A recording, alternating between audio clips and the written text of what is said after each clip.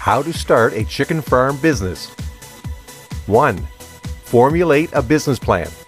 This is one of the most important things to draw up as part of your operation. It tells of what goals you wish to achieve and how you intend to get there. 2. Have land, capital, and equipment. You cannot start up nor maintain a chicken farm or a chicken farming business without these dire necessities.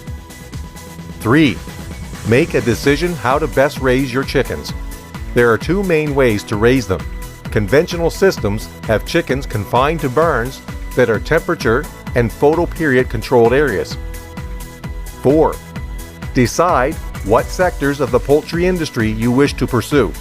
Ultimately, there are two types to choose from: broilers, which are chickens raised for meat, or layers, chickens raised for their eggs.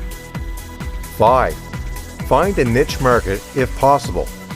If the area you are in is popular for raising chickens a certain way, you may wish to pursue a niche market that targets the consumer's interest in free-range chickens rather than the conventionally raised ones. 6. Make yourself known to potential customers and consumers. Advertise yourself by simply letting other people know you have eggs or meat you want to sell. 7. Keep up with records and accounting of your business and operation. This is so that you can always tell if you are making money or not.